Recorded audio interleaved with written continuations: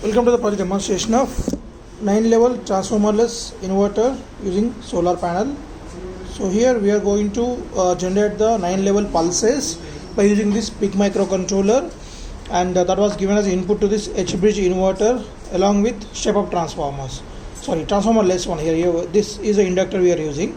So the flow is from the solar panel. The generator voltage is 12 volts 20 watts. So that is the output to the battery through this charging circuit. So there we are using two charging circuits. One is charging circuit for the solar panel, another is for grid power supply.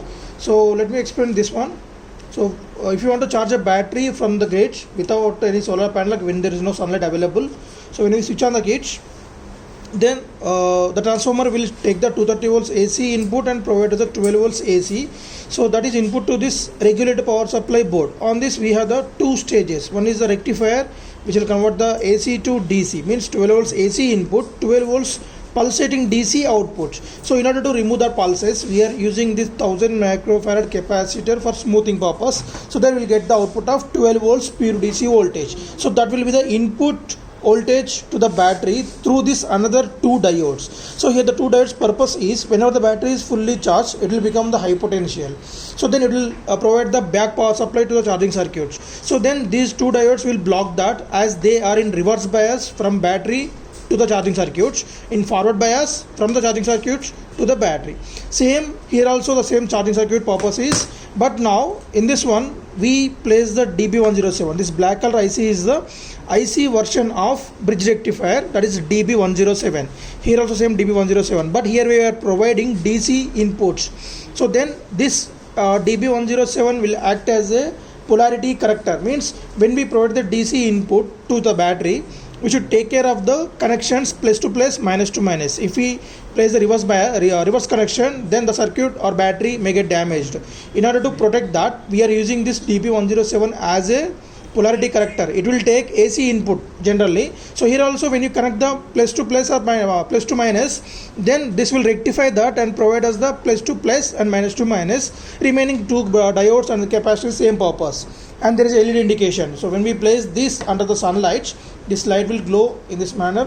As the tube lighting also, it will generate some voltage. So this is a low intensity presentation for the low sunlight intensity, and the output is directly given to the battery. And from the battery, next stage is going to be the step up purpose. So here using the inductors and the capacitor and the MOSFETs to make this voltage up to maximum of 180 to 200 volts as a AC. So that will be step up from this circuits, and from there step up to the DC only.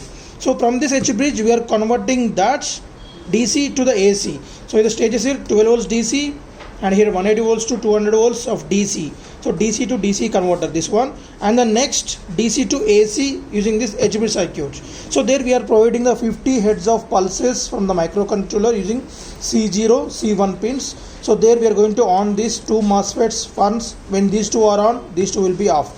So this is a proposed block diagram of our project is. This is the proposed block diagram. So from the solar to the battery pack, so here the battery pack, and the next is going to be the boost converter. So this is the boost converter circuit, and the next H bridge to convert the DC to AC. So the AC voltage directly given to the load. Right. So when we switch on this kit, automatically the microcontroller start producing the 50 Hz of pulses. So based on this DC inputs, so it will convert the DC to DC and then DC to AC. So here the 50 Hz pulses directly given to this gates of these two MOSFETs. They were using the two types of MOSFETs. One is the IRF 540 and another is the IRF 9540. So IRF 540 is the P channel MOSFET, and IRF 9540 is the N channel MOSFET. So based on the trigger pulse, we are going to generate the DC to AC signal that is given to the AC load directly.